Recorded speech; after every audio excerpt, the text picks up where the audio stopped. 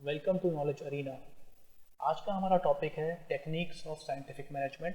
Lecture शुरू करने से पहले एक एडवाइस दे दूँ, जिन लोगों ने पार्ट 1 नहीं देखा है तो वो पहले पार्ट 1 देख लें, साइंटिफिक मैनेजमेंट थ्योरी, जो कि हमारे यूट्यूब चैनल पे अवेलेबल है। उसके बाद आप पार्ट 2 को देखिए। तो स्टार्ट करते हैं आज का लेक्चर। जैसा कि आप लोगों ने पहले लेक्चर में सुना था कि साइंटिफिक मैनेजमेंट थ्योरी में टेलर ने दो चीज़ों पर फोकस करा था, एफिशिएंसी एंड प्रोडक्टिविटी के ऊपर, और उन्होंने इसके बेसिस के ऊपर 5 प्रिंसिपल्स दिए थे। Now the question arises, how to implement the principles of scientific management. अब यहाँ पे ये क्वेश्चन उठता है कि आपको ये प्रिंसिपल्स अप्लाई कैसे करोगे, इम्प्लीमेंट कैसे करोगे अपने ऑर्गेनाइजेशन में।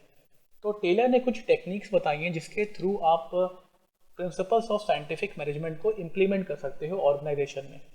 तो चलिए इन टेक्निक्स को पहले एक ओवरऑल व्यू ले लें। ये है हमारी 5 टेक्निक्स हैं, motion study, time study, functional foremanship, standardization, differential piece wage plan. ये 5 टेक्निक्स हैं जो साइंटिफिक मैनेजमेंट में टेलर ने दी हैं, जिसके थ्रू आप अपने प्रिंसिपल्स को इम्प्लीमेंट कर सकते हो। तो चलिए one by one her technique को हम लोग पढ़ते हैं। पहली टेक्निक आती है हमारी मोशन स्टडी। मोशन स्टडी में आप बॉडी मूवमेंट्स की स्टडी करते हो। In this study, movement of body and limbs required to perform a job are closely observed. दूसरे वर्डों में कहा जाए, it refers to the study of movement of an operator on machine involved in a particular task. जो main purpose होता है motion study का, वो useless motions को एलिमिनेट करना होता है, क्योंकि एक टास्क को पूरा करने के लिए आपको बहुत सारे बॉडी मूवमेंट्स करने पड़ते हैं, लेकिन बहुत से बॉडी मूवमेंट्स अननेसेसरी होते हैं। तो टेलर ने इस टेक्निक में ये सिखाया कि आप बॉडी मूवमेंट्स को ऑब्जर्व करके यूजलेस मूवमेंट्स को एलिमिनेट करके अपनी एफिशिएंसी को बढ़ा सकते हो। By undertaking motion study an attempt is made to know whether some elements of a job can be eliminated, combined और their sequence can be change to achieve necessary rhythm. So motion study increases the efficiency and productivity of workers by cutting down all wasteful motions. तो ये जो motion study technique है, ये आपकी wasteful motions जो होते हैं उनको एलिमिनेट करने के ऊपर फोकस करती है। दूसरी हमें स्टडी आती है जिसको हम टेक्निक बोलते हैं, वो है टाइम स्टडी। यहाँ पर आप एक स्टैंडर्ड टाइम जो एक पर्टिकुलर टास्क को पूरा करने में लगना चाहिए, इसको आप ऑब्जर्व करते हो। It is a technique which enables the manager to ascertain standard time taking for performing a specific job. इसके अंदर आप हर एक जॉब को डीपली स्टडी करते हो और आप इसको अप्लाई करने के लिए एक एवरेज वर्कर को सिलेक्ट करते हो और उसको एक जॉब असाइन कर दी जाती है, और फिर एक बंदा स्टॉप वॉच लेके खड़ा रहता है और वो चेक करता है कि एक पर्टिकुलर जॉब को कंप्लीट करने में एक एवरेज वर्कर को कितना टाइम लगा। This technique is based on the study of an average worker having reasonable skill and ability. Taylor maintained that fair day's work should be determined through observation, experiment and analysis by keeping in view an average worker. Taylor ने एक बात mention करी कि हम लोगों को fair day's work को calculate करना ज़रूरी है, कि अगर आपको एक फेयर डे वर्क आपके पास होगा कि एक दिन के अंदर अप्रॉक्सीमेटली इतना काम तो होना ही चाहिए, तो आपकी एफिशिएंसी बढ़ेगी। इसके लिए टेलर ने एक फॉर्मूला दिया जो कि आप स्लाइड में नीचे वाला लास्ट में देख सकते हैं, standard time multiply by working hours is equal to fair day's work. ये फॉर्मूला याद कर लीजिएगा, एग्जाम के पॉइंट ऑफ व्यू से इंपॉर्टेंट हो सकता है ये। थर्ड टेक्निक जो मेरे आती है उसको बोलते हैं फंक्शनल फोरमैनशिप। टेलर ने एक चीज़ ऑब्जर्व करी कि प्रोडक्शन फ्लो लेवल के ऊपर कि एक सिर्फ फोरमैन होता है, वो सारी एक्टिविटीज़ को ऑब्जर्व करता है। तो टेलर ने कहा कि it is not possible for a single supervisor to expect all the work। वो हर काम में एक्सपर्ट नहीं हो सकता है। This technique was developed to improve the quality of work as single supervisor may not be an expert in all aspects of the work। तो एक बंदा जो है ना हर काम में परफेक्ट नहीं हो सकता है, इसीलिए उसने कहा कि हम लोगों को जो सुपरवाइजर हैं वो स्पेशलिस्ट के फॉर्म में होने चाहिए। Therefore workers are to be supervised by specialist foreman। जो जिस काम में स्पेशलिस्ट होगा उसको उस काम को सुपरवाइज करने के लिए मुझे फोरमैन अपॉइंट करना पड़ेगा। तो जो ये टेक्निक है फंक्शनल फोरमैनशिप की, ये एक एक्सटेंशन है प्रिंसिपल ऑफ स्पेशलाइजेशन का। प्रिंसिपल ऑफ स्पेशलाइजेशन का मतलब ये होता है कि जो वर्क जिस काम में, जो बंदा जिस काम में स्पेशलाइज है उसको वही काम देना। तो ये जो आपका फंक्शनल फोरमैनशिप टेक्निक है ये एक्चुअल में एक्सटेंशन है प्रिंसिपल ऑफ स्पेशलाइजेशन की। तो इस टेक्निक के अंडर टेलर ने 8 फोरमैन को अपॉइंट करने की एडवाइस दी है, 4 प्लानिंग लेवल के ऊपर और 4 इम्प्लीमेंटेशन लेवल के ऊपर। आप इस स्लाइड में देख सकते हैं कि एक फैक्ट्री मैनेजर है और यहाँ पर 2 तरह की एक्टिविटीज़ हैं, एक प्लानिंग इंचार्ज और production incharge. Planning activities means यहाँ पे जो बंदे अपॉइंट होंगे they are responsible for planning, और प्रोडक्शन इंचार्ज को आप रिजनेबल फॉर एग्जीक्यूशन, ये जो है ना एग्जीक्यूट करने के लिए रिस्पॉन्सिबल होंगे। तो प्लानिंग इंचार्ज के अंदर 4 तरीके की फोरमैनशिप को टेलर ने बताया है। एक है रूट क्लर्क, दूसरा है instruction clerk, time and cost clerk, shop disciplinarian. जो प्रोडक्शन इंचार्ज के अंडर आप देख रहे होंगे यहाँ पे 4 तरीके के फोरमैन है। एक है gang boss, repair boss, speed boss और इंस्पेक्टर। नेट के एग्जाम में इसके ऊपर क्वेश्चन काफ़ी बार पूछा गया है कि प्लानिंग इंचार्ज में कौन कौन से हमारे फोरमैन्स आते हैं और प्रोडक्शन में कौन कौन से आते हैं। प्रोडक्शन को आप डूइंग भी कह सकते हैं, डूइंग एक्टिविटीज़ भी कह सकते हैं। तो आप लोग यहाँ पर याद कर लेना होगा आप लोगों को कि प्लानिंग में हमारे 4 हैं और प्रोडक्शन में 4 हैं, और दोनों में कौन कौन से जाते हैं कहाँ पर। तो चलिए इंडिविजुअली सब कुछ पढ़ते हैं हम लोग। पहले स्टार्ट करते हैं प्लानिंग इंचार्ज के फोरमैन को।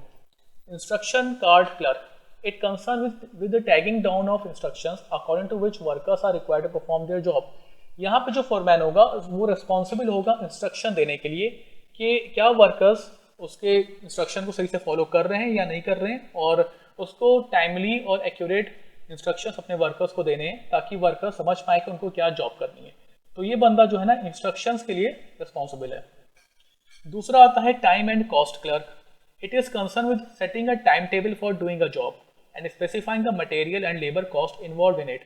टाइम एंड कॉस्ट क्लर्क कहता है कि यहाँ पर आपको हर जॉब का टाइम सेट कर देना है कि पर्टिकुलर जॉब को पूरा करने में एक सुटेबल स्टैंडर्ड टाइम क्या होना चाहिए और उसमें कितनी कॉस्ट लगेगी। थर्ड हमारा आता है रूट क्लर्क, यहाँ पर ये चीज़ ये बताते हैं कि मटेरियल के लिए सबसे बेस्ट रूट कौन सा है। It determine the route through which raw material has to be passed. तो ये सबसे बेस्ट सुटेबल रूट डिसाइड करता है रॉ मटेरियल के लिए। फोर्थ और लास्ट आता है हमारा shop disciplinarian, these are concern with making rules and regulations to ensure discipline in the organization. यहाँ पर रिस्पॉन्सिबल होंगे ये लोग अपने ऑर्गेनाइजेशन के अंडर रूल्स एंड रेगुलेशंस को मेंटेन रखने के लिए, क्योंकि एफिशिएंसी को तभी बढ़ाया जा सकता है जब रूल्स और रेगुलेशंस को फॉलो करा जा रहा है। तो ये 4 तरीके के मेरे आपके फोरमैन्स हैं जो प्लानिंग एक्टिविटीज़ के अंडर आते हैं। नेक्स्ट आता है मेरा प्रोडक्शन इंचार्ज। प्रोडक्शन इंचार्ज में मेरा पहला है गैंग बॉस। गैंग बॉस जो होता है वो अरेंजमेंट करता है workers, machine, tools and workers के लिए। So it make the arrangement of workers, machines, tools and workers. मतलब ये कहने का हुआ कि यहाँ पर अगर किसी वर्कर को टूल्स की ज़रूरत है तो उसको पता होना चाहिए कौन से टूल्स कहाँ पर मिलेगा, और एक टूल डिपार्टमेंट सूटेबल प्लेस पर है या नहीं है, मशीन्स प्रॉपरली वर्क कर रही है नहीं कर रही, कोई मशीन ब्रेकडाउन तो नहीं हो रही है, प्रॉपर रिपेयरमेंट का टाइम कब आएगा। तो ये सारा का सारा जो काम होगा, एक्चुअल में रिपेयरमेंट का काम तो नहीं बोलेंगे इसके अंदर, लेकिन हाँ वर्कर, मशीन, टूल्स और इन सब चीज़ों के लिए ये बंदा रिस्पॉन्सिबल होता है गैंग बॉस। स्पीड बॉस की बात करेंगे तो ये प्रोडक्शन प्रोसेस की स्पीड को मेंटेन रखने का काम करता है। It concern with maintaining the speed and to remove delays in the production process. इसकी जिम्मेदारी ये रहती है कि प्रोडक्शन प्रोसेस में डिले बिल्कुल भी ना हो और टाइम पर सारा काम पूरा हो जाए। थर्ड आता है मेरा repair boss. Repair boss maintenance के ऊपर वर्क करता है कि it concern with the maintenance of machine, tools and equipments. ये आपकी जितनी मशीन्स हैं, टूल्स और इक्विपमेंट हैं, ये चेक करता रहता है टाइम टू टाइम क्या कोई मशीन ब्रेकडाउन के लेवल पर तो नहीं पहुंच रही है, क्या किसी मशीन का रिपेयरमेंट का टाइम तो नहीं हो गया है। अगर हो गया है तो उसको जल्दी से जल्दी रिपेयर कर दिया जाए और उसको रिप्लेस करा जाए। तो रिपेयर बॉस के ऊपर सारी रिस्पॉन्सिबिलिटी रिपेयरमेंट की रहती है ताकि वो मेंटेनेंस पे लगा रहे हर मशीन को। नेक्स्ट आता है मेरा इंस्पेक्टर।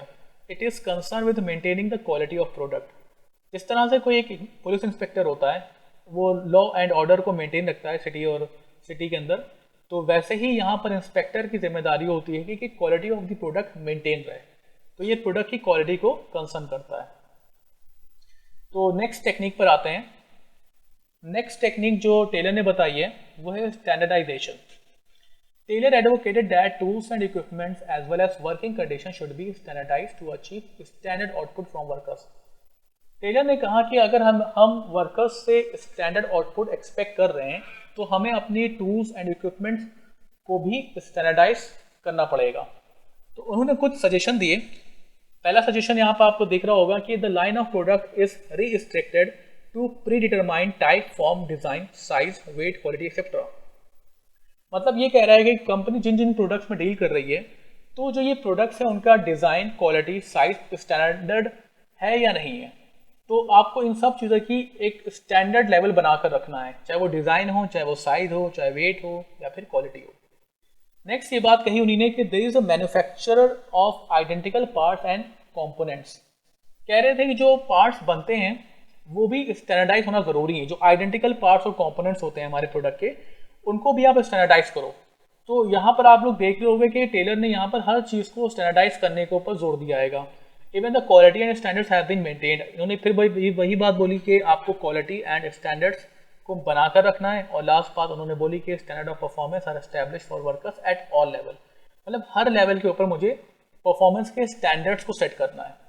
तो इस तरीके से एक ऑर्गेनाइजेशन के अंदर ओवरऑल स्टैंडर्डाइजेशन प्रोसेस होगा। लास्ट मेरा टेक्निक जो इन्होंने बताई वो थी डिफरेंशियल पीस वेज प्लान। ये जो डिफरेंशियल पीस वेज प्लान जो टेक्निक थी ये एक्चुअल में जो इफिशिएंट वर्कर्स हैं उनको डिफरेंशिएट करती है नॉन इफिशिएंट वर्कर्स से। This technique of wage payment is based on efficiency of worker. The efficient workers are paid more wages than inefficient one. उन्होंने कहा कि पहले ऐसा होता था कि चाहे वो एफिशिएंट हो चाहे वो नॉन एफिशिएंट वर्कर्स हो, टाइम के अकॉर्डिंग पेमेंट मिलता था। तो यहाँ पर एफिशिएंट वर्कर कौन है और इनएफिशिएंट वर्कर कौन है आप पहचान नहीं पाते थे। तो उन्होंने कहा कि सही तरीका तो ये है, जो एफिशिएंट वर्कर्स हैं उनको ज़्यादा पैसा मिलना चाहिए और जो इनएफिशिएंट हैं उनको कम पैसा मिलना चाहिए। तो उन्होंने इस प्रॉब्लम को सॉल्व करने के लिए डिफरेंशियल पीस वेज प्लान बनाया। इसका मतलब ये हुआ कि जितने पीस आप प्रोड्यूस करोगे उसके अकॉर्डिंग आपको पेमेंट मिलेगा। फॉर एग्जाम्पल, अगर एक दिन में स्टैंडर्ड आउटपुट एक प्रोडक्ट का 50 प्रोडक्ट्स हैं, तो अगर कोई एम्प्लॉय, कोई वर्कर 50 प्रोडक्ट्स बनाता है तो उसको नॉर्मल रेट मिलेगा। नॉर्मल रेट का मतलब ये हुआ कि सेट होगा कि एक पीस पर आपको 10 रुपये मिलेंगे, तो जो नॉर्मल रेट होगा आपको वही मिलेगा। लेकिन अगर आप स्टैंडर्ड आउटपुट से ज़्यादा बनाते हो, फॉर एग्जाम्पल अगर एक दिन में 50 प्रोडक्ट्स का स्टैंडर्ड आउटपुट था और आपने 70 प्रोडक्ट्स प्रोड्यूस कर दिए उस दिन, इट मीन्स आपको 20 प्रोडक्ट्स एक्स्ट्रा जो आपने प्रोड्यूस करें इसको आपका बोनस मिलेगा आपको इसका। लेकिन अगर आपका स्टैंडर्ड आउटपुट कम रहा, तो मतलब स्टैंडर्ड आउटपुट से अगर आपका प्रोडक्शन कम रहता, फॉर एग्जांपल 50 प्रोडक्ट्स आपके स्टैंडर्ड आउटपुट थे और आपका एक्चुअल प्रोडक्शन हुआ वो 40 या 30 प्रोडक्ट्स आप बना पाए एक दिन में, देन आपका जो वेज रेट होगा वो नॉर्मल वेज रेट से कम मिलेगा आपको। This system is a source of incentive to workers who improving their efficiency in order to get more wages. It also encourages inefficient workers to improve their performance and achieve their standards. So it leads to mass production which minimizes cost and maximizes profit. तो इस plan को adopt करने से आपका mass production भी होगा, production की efficiency भी बढ़ेगी, कॉस्ट मिनिमाइज होगी और प्रॉफिट मैक्सिमाइज होगा। सो ये कुछ टेक्निक्स थे जो टेलर ने यूज़ करी है अपने प्रिंसिपल्स को इम्प्लीमेंट करने के लिए। तो आई होप कि आपको लेक्चर अच्छा लगा होगा। अगर स्टिल आपके पास कोई क्वेश्चन हो तो आप कमेंट बॉक्स में जाकर अपना क्वेश्चन पूछ सकते हैं, या फिर आपका कोई ऐसा टॉपिक है जिसमें आपको प्रॉब्लम हो रही है तो आप हम लोग को बता सकते हैं। उस टॉपिक के ऊपर वीडियो जल्द से जल्द बना दिया जाएगा। हमारे चैनल को सब्सक्राइब करना ना भूलिएगा। Thank you.